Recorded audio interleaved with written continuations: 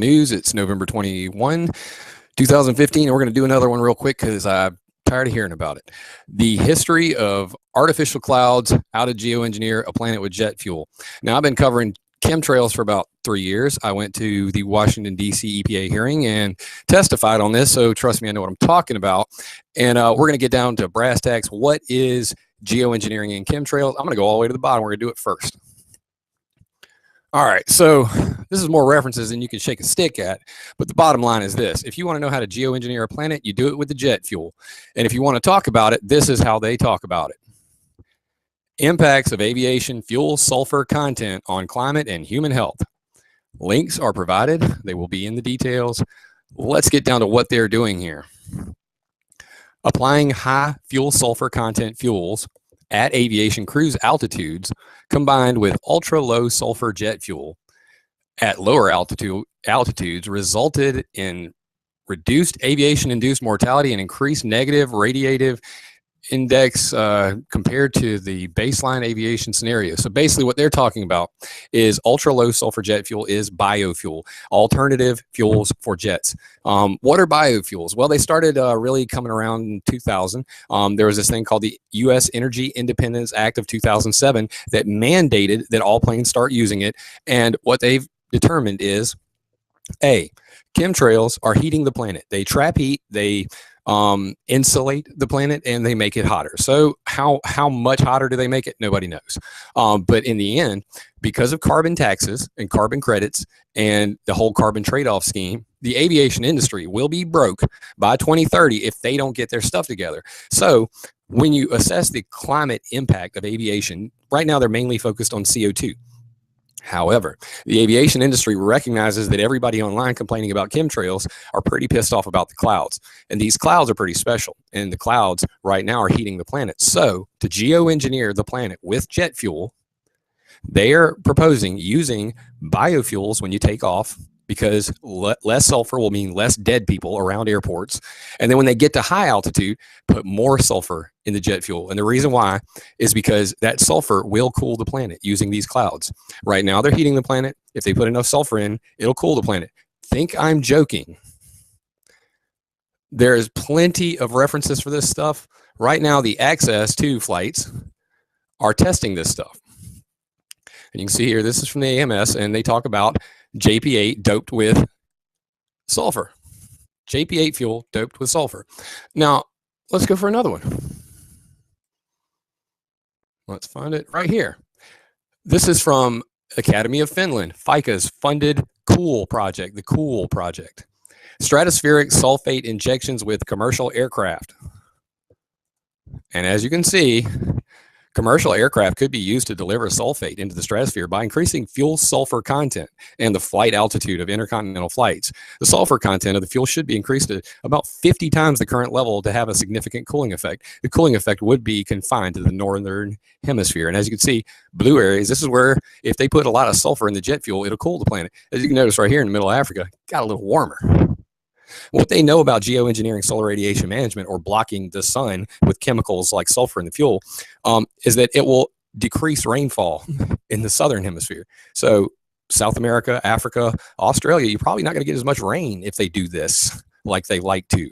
And that's one of the main concerns for me. So over here, you can see just the entire history of these planes making clouds and people experimenting on it. This is not a conspiracy anymore. We know too much. So let's go back to the beginning real quick, and I'll go through it kind of quickly.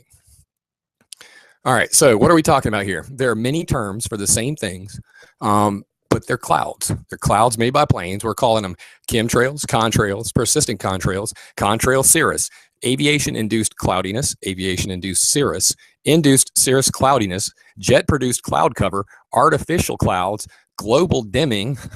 I just saw a great video called Digital Clouds. Go look it up on YouTube, Digital Clouds, great video. So there are many terms for the same thing, but we're talking about planes, clouds coming out of planes. So the only question the entire chemtrail conspiracy group has is, we believe it's intentional. Whether you believe it's intentional or not, the clouds are still there. So I don't tend to focus on intent because I see it to be a straw man or a rabbit hole. I try to focus on that which I can prove. And it's pretty simple to prove this stuff, that that you see this? Watch this, guys. This is a little bit of censorship right here. This is not the video. This right here. I'm gonna hit F5. Unbelievable. YouTube, you guys are scandalous. That is the EPA hearing on jet pollution that I attended, which just conveniently was replaced when YouTube embedded it on my website. Thank you, YouTube. But this is the actual hearing where we went up to Washington, D.C. and showed them, you know, this is no joke. We're serious about your planes making clouds. We believe it probably is an active geoengineering program, and we want you guys to knock it off. Thanks for playing the video, YouTube. That's me raising hell up on C-SPAN. So I went and I gave my speech on this stuff because I believe that it's a problem. It's a problem that's gone on for far too long, and I'm going to show you why. December 1958, to Metabunk, Mick West, and all you trolls out there that believe just contrail. Oh, there's been contrails forever. Well, there's also been contrails covering the whole damn sky and clouds. So let's start. New fuss raised over jet trails. As you know, our entire economy is dependent upon the tourist trade, which is predicated on our bright sunshine and warm climate. Recently, our sky has resembled a mob of exuberant sky riders performing an aerial circus. These contrails are breaking down into a haze and creating a cloud-like appearance in the sky. The Air Force, so far, is flabbergasted. GTFO. This is 1958, guys. Let's see, commercial aviation started around 53. So it wasn't even 6 years later. 6 years later, they're already covering the sky in Florida. Jet trails, dim sun, Palm Springs, gripes. 1958. So here we go. 1968.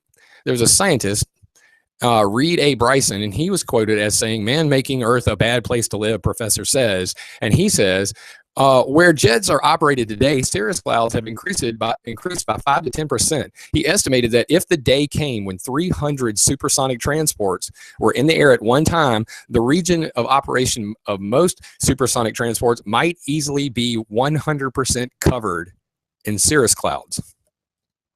Cirrus clouds or persistent contrails are chemtrails. Anyway, so this guy said if there was 300 planes in the air, that it might cover the whole dang sky. Well, guess what? Today, in 2015, there are more than 100,000 flights per day. 100,000 flights per day. So then, apparently, they were really smoking the place up and making clouds everywhere, and it was getting really, really bad. So in 1970, Illinois and New Jersey officials will not settle pollution suits against the nation's major airlines out of court, despite Tuesday's agreement between the airlines and the federal government to lean up on jet aircraft exhaust. 31 major domestic airlines agreed to install burner cans to eliminate most of the smoke from their nearly 1,000 aircraft in 1972. U.S. to clamp down on jet pollution. This was 2 states suing over pollution from these planes. And then they said, we're not going to settle out of court. Screw you guys. So what did they do? They said they had a 70% reduction in smoke pollution, quote, smoke pollution. I guess smoke pollution was chemtrails in 1970. Those who forget the past are doomed to repeat it. So basically, everything we're dealing with today already happened in 1970. They installed burner cans to make it a little better. Moving along, 1970 apparatus for suppressing contrails. Apparently, they never used that. And then also on the possibility of weather modification by aircraft contrails, quote, likely contrails are affecting precipitation to a much greater extent than our present deliberate seeding operations. Ooh. So basically, they're saying these clouds are affecting rain more than the cloud seeders are. Boom.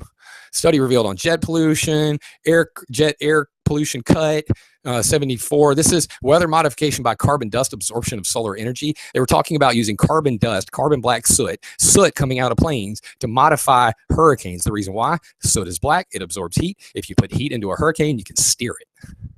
Boom. 1974.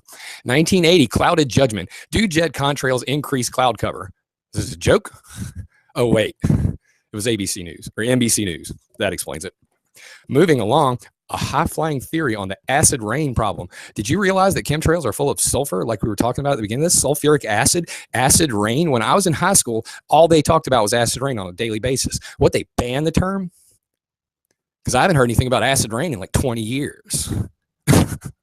Anyway, International Cirrus Experiment Ooh, France, Germany, and the UK got together to do microphysical and optical properties of cirrus and contrails. Cloud field study, 1989. LiDAR measurements of chemtrails, 1989. So people started studying these clouds back here, 1987. Hughes Aircraft Company suggests geoengineering jet fuel. Ooh, did we talk about that at the beginning of this video? One exemplary technique may be via the jet fuel, as suggested by our prior work regarding metallic particles. They're talking about putting tiny metal particles in the jet fuel. This is stratospheric Welsbach seeding for the reduction of global warming. Very famous patent. Everybody talks about it. But did you know about this one? Fuel sulfur content tested as source of contrail production. Influence of fuel sulfur content on the composition of aircraft exhaust plumes. The experiments sulfur 1 through 7. Now, these 7 experiments, sulfur 1, 2, 3, 4, 5, 6, 7, were on chemtrails. They were studying the sulfur in the clouds coming out of the back of these planes. Subsonic aircraft, contrail, and clouds affects special study. Success. They were studying contrails, subsonic aircraft, contrail, and cloud effect special study. And they were studying the crap out of 1996. In situ observation. In situ means on site. On site, they flew a plane up there. A plane flew behind it to do observations of particles in jet exhaust, aircraft exhaust, and contrails for different sulfur containing fuels. So testing different sulfur content fuels and the clouds they make. 1996. How long has this been going on? How long has this experiment with these clouds been going on? Global warming and ice ages. Okay, let's skip that one, but they talk about SO2. First direct sulfuric acid detection in exhaust plume of jet aircrafts in flight. They actually flew up there and tested the sulfuric acid coming out of the back of these planes. Long weather predictions. This is another one. This is Ken Caldera. Ultrafine particle size distributions measured in aircraft exhaust plumes. Again, flying behind chemtrails and studying chemtrails. Happened many, many times. This is 2000. Then in September 11th, 2001, we had the 9/11 attacks, and they grounded all flights. And this guy, Patrick Menace, and a bunch of dudes were studying it. And they saw that basically they had these couple of contrails here. These were left by the president flying and like 2 F-16s. And what they saw was in a sky with no clouds, just a couple of contrails. So they got the math out and they said, holy crap, we think that these are doing way more damage to the climate than we actually have ever accounted for.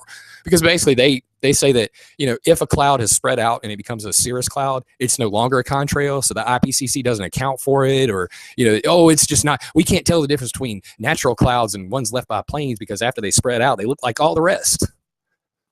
Convenient. Now, everybody has heard about coal ash. Coal ash. The whole coal ash story pisses me off so much. I've done so much work on Facebook trying to get the truth out there, but F it. Close to reality, jet fuel made from coal. Coal is a biofuel. It is called greenwashing. Greenwashing. Let's just washing.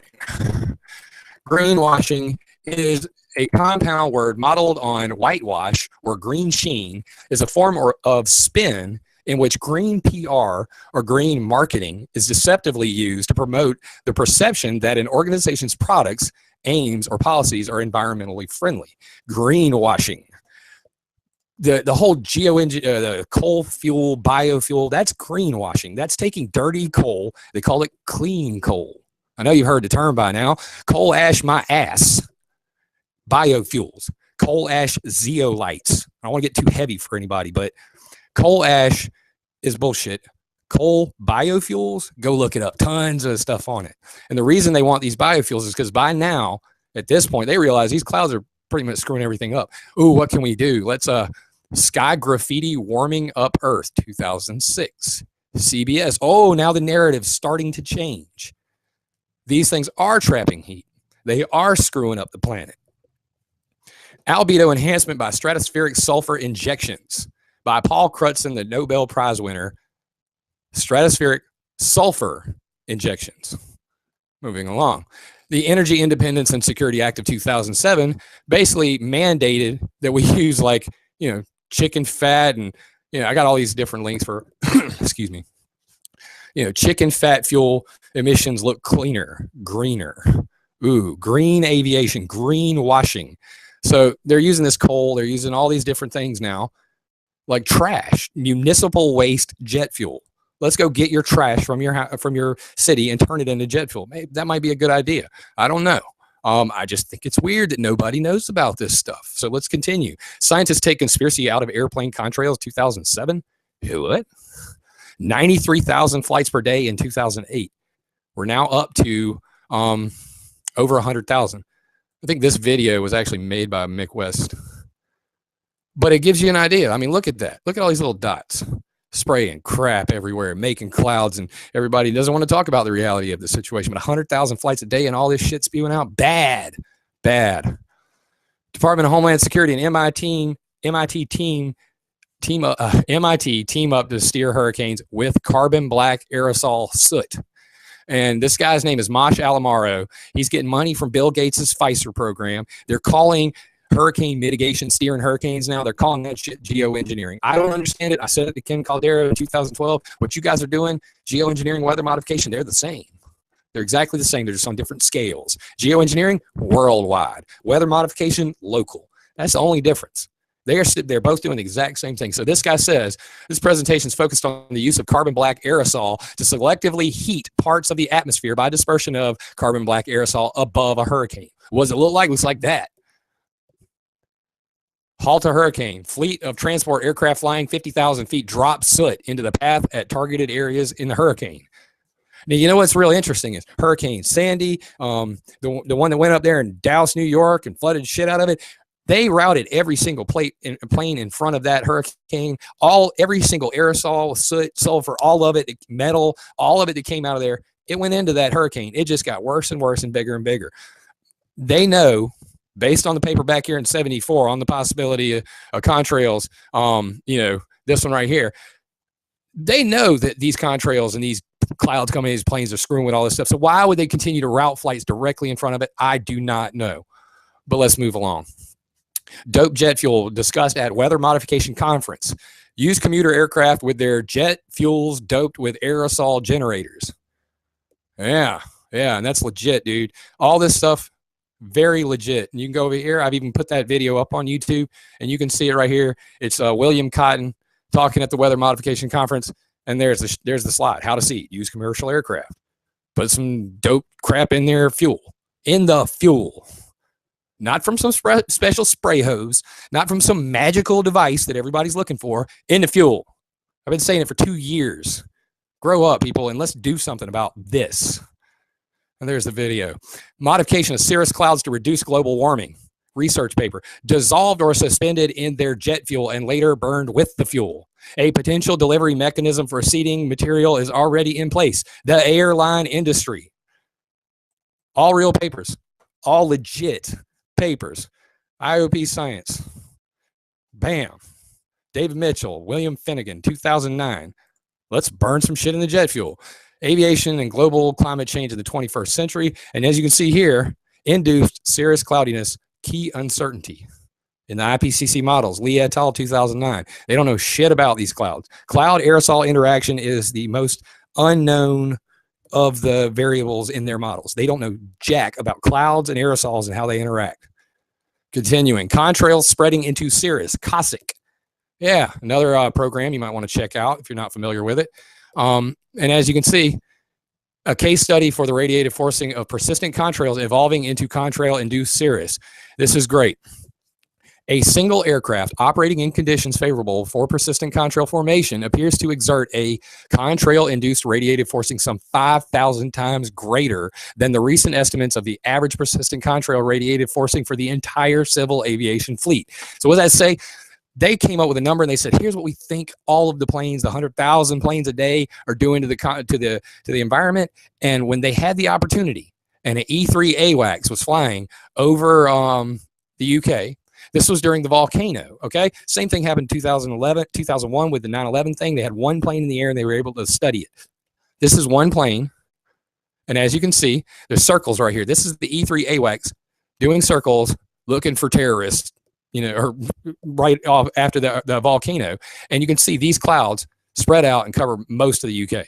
And these are just plane trails. There were no other clouds in the sky. That's why they were able to do this. And they said, oh my God, this could be as much as 5,000 times worse than we thought before.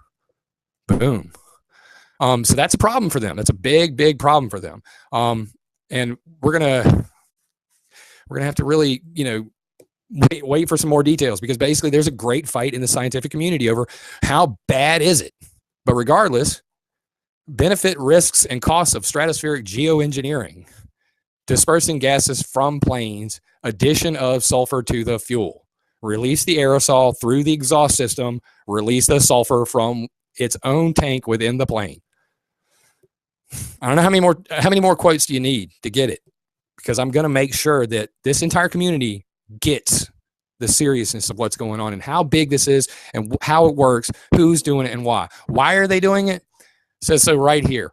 This is Ulrich Schumann talking at the ICAO Colloquium on Aviation and Climate Change, and this is the smoking gun. These clouds are now being geoengineered for sure, and we know why and who and how. Both aspects, quote, both aspects offer a potential for aviation to reduce the climate impact of aviation, less soot emissions, less warming, and more cooling contrails. Now, when you put, we want less warming contrails and more cooling contrails, that is intent. That is the I word that everybody's looking for. I want to know intentionally somebody is screwing with the clouds to do X, Y, and Z. Ulrich Schumann, ICAO. I don't want to get too deep. I went to the EPA hearing because the EPA is basically saying we're going to wait till February to find out what to do about these planes making clouds. But we're going to wait till February to see what the ICAO, the International Civil Aviation Organization, a body made up of the aviation industry itself, is going to regulate itself. So the EPA is going to wait till February to see how they regulate themselves, and then they may regulate them. Now, me and all the people on that panel at the EPA know about the geoengineering with biofuels. I want to underline that. They knew, they know, and they are in agreement with the ICAO to let them do this. The Convention for Biological Diversity states that geoengineering would be illegal. So what they're doing is illegal.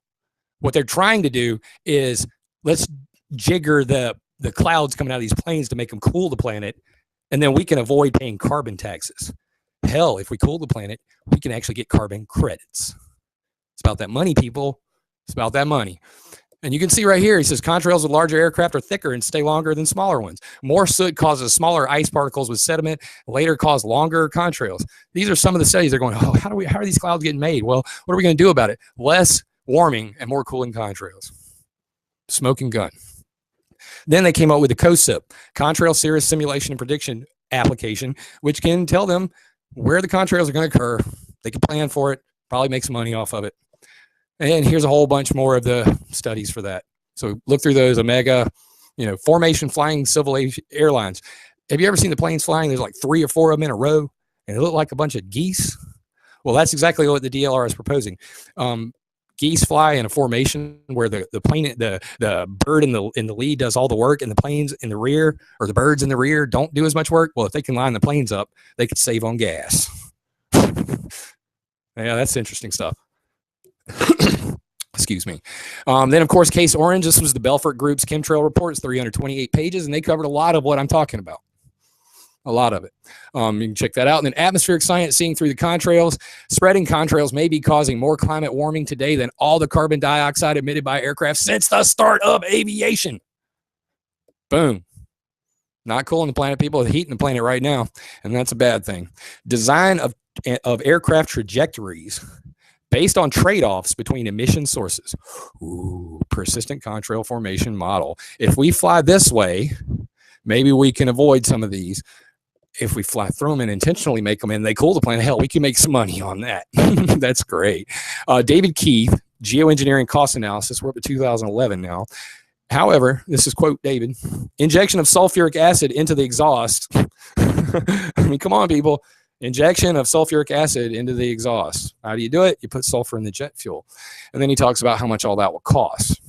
Pretty interesting. 747s, 8 bases, 747, 4 bases. And, it's about $2.8 billion a year. Whoa.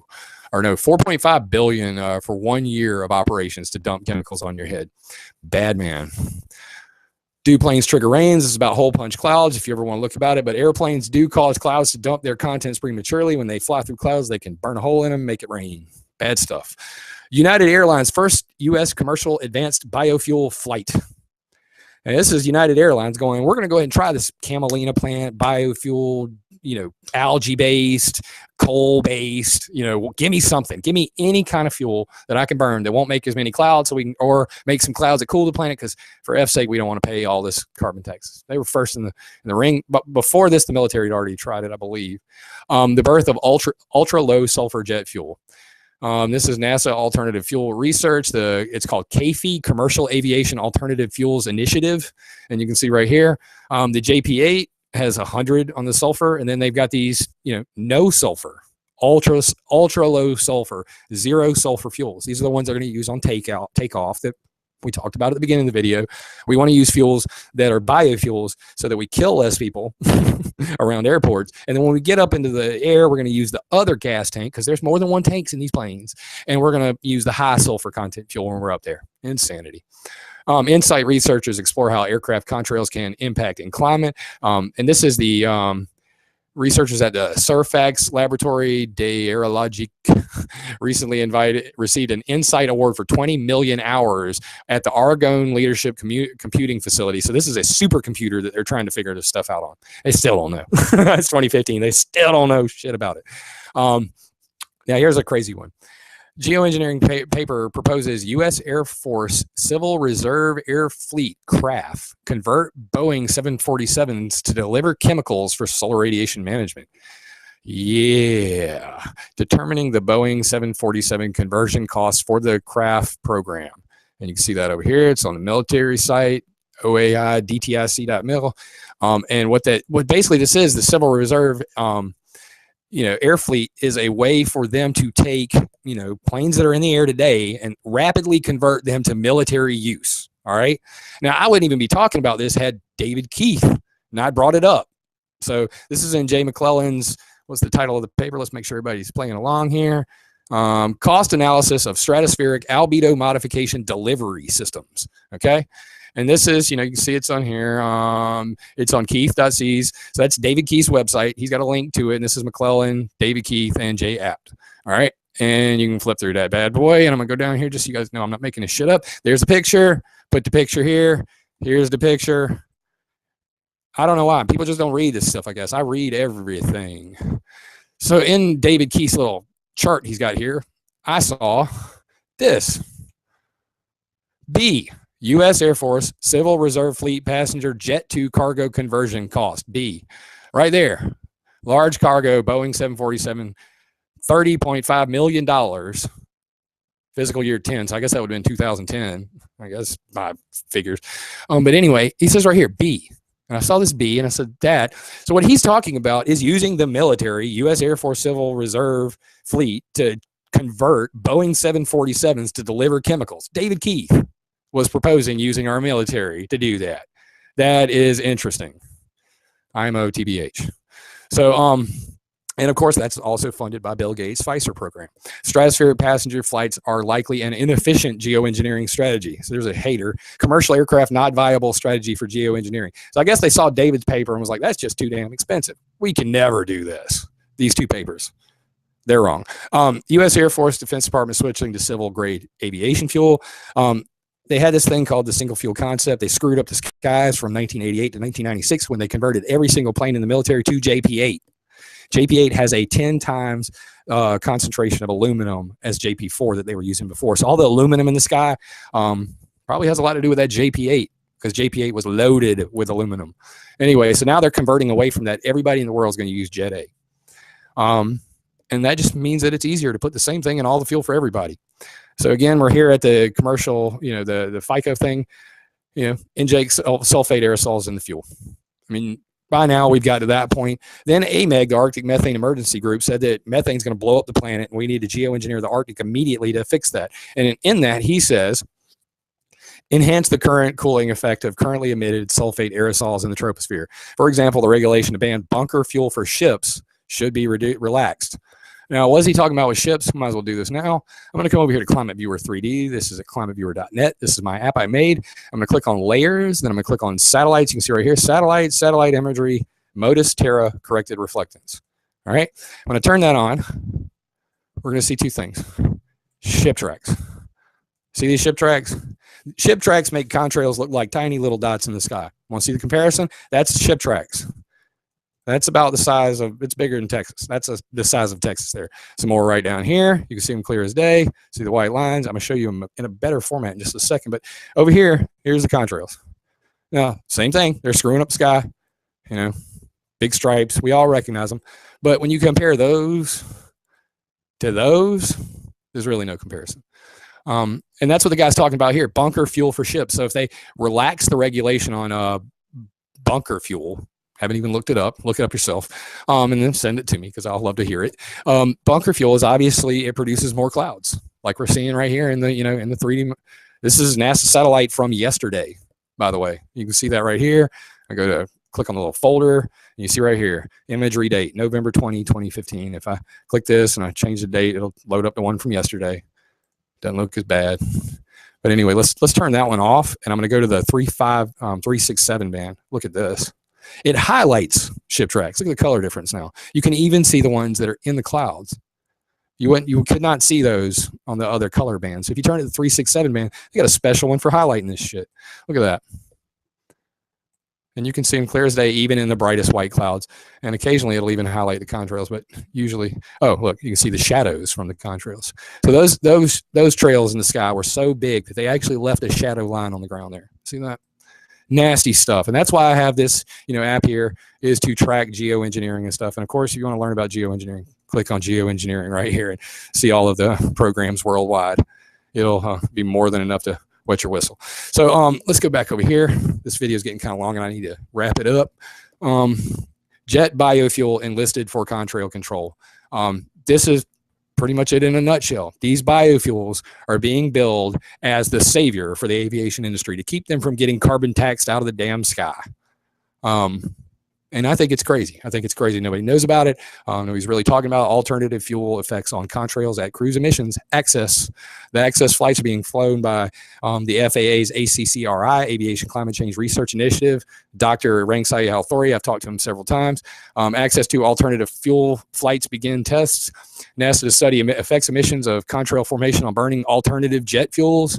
So alternative jet fuels, biofuels, these are their new mother savior guide for the aviation industry. And that is geoengineering. They are actively experimenting on it. You don't believe me? Look right here. So here's a chase plane going up and, flying right there in the chemtrail. There you go. Flying right through it, taking sensor readings on these new biofuels. Same thing here. Here's inside the cockpit view of what it looks like to fly in a chemtrail. Kind of tough, too. You should see this junk. It's pretty neat. So he comes up right about here, and he's going to start going up and rock and rolling right through the clouds. Pretty cool. So these are the access flights. They are testing them right now. They're trying to get these biofuels to save them from being screwed. And here's the proof in the pudding: JP8 doped with sulfur. The only other thing that they've even talked about is this stuff called cirrus cloud seeding, and cirrus cloud seeding basically is bismuth triiodide. So it's Pepto-Bismol. They want to spray the active ingredient Pepto-Bismol into these clouds and melt them. Advantage seeding aerosol residence time is relatively short, so it doesn't last long. They can go up there and melt some clouds away, and oh god, it won't heat the planet up. But do you really like the idea of them spraying a bunch of bismuth triiodide? They say it's non-toxic, but regardless, do you want them spraying Pepto-Bismol all over the place to make these clouds go away? I don't think that's a good idea, especially because they have to make sure that they don't overseed. Overseeding is something you're going to hear a lot about very soon. I'm going to make a little documentary about it.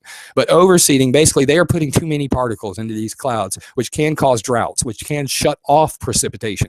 And they now recognize it. It's even in their little day one. Could we screw with the planet? And if we did, at sppclimateengineering.de, so it's a German website, if they did, what would they do? How bad would it be and all that? Well, this is the new one. It's called thermal radiation management, not solar radiation management, TRM, thermal radiation management, to get rid of the clouds. So there's your other option. They're either going to melt them with Pepto-Bismol, or they're going to use these, high sulfur content jet fuel to cool the planet. So that's the whole thing in a nutshell. None of this can be argued with. You can't debunk a damn bit of it. Mick West is scared to deal with this because the bottom line is this is the truth. It's backed up 100% by references, and I hope that people can grow up, get past all the cool, oh, they're trying to do mind control. I mean, come on, people. If you want to do something about it, all the facts are here. If they're not here, show me where I'm wrong. But you're not going to be able to. And if you do show me something that isn't in there, and I see that it has something to do with this, I'm going to research it myself. So send it to me. All you got to do is click the little mail button right there. In fact, there's my phone number, 1-803-450-4305. This is as real as it gets. If it's not here, you need to come over here and click on research and go to Geoengineering. Learn all about it. Well, guys, I'm practically hoarse. I did 2 videos in one day, and I'm about to get out of the house. So I hope you guys will spread this around. I hope you guys will research this and, make some of the people that talk about this stuff, deal with the facts. Facts are there. Can't argue with them anymore. Love you guys, mean it. And unless someone like you cares a whole awful lot, nothing's going to get better. It's not. Check us out at climateviewer.com and climateviewer.net. Love you, mean it. Welcome, everybody. This is Jim Lee from Climate Viewer News. It's November 21, 2015, and we're going to do another one real quick because I'm tired of hearing about it. The history of artificial clouds, how to geoengineer a planet with jet fuel. Now, I've been covering chemtrails for about 3 years. I went to the Washington, D.C. EPA hearing and testified on this, so trust me, I know what I'm talking about. And we're going to get down to brass tacks. What is geoengineering and chemtrails? I'm going to go all the way to the bottom. We're going to do it first. All right, so this is more references than you can shake a stick at, but the bottom line is this. If you want to know how to geoengineer a planet, you do it with the jet fuel. And if you want to talk about it, this is how they talk about it.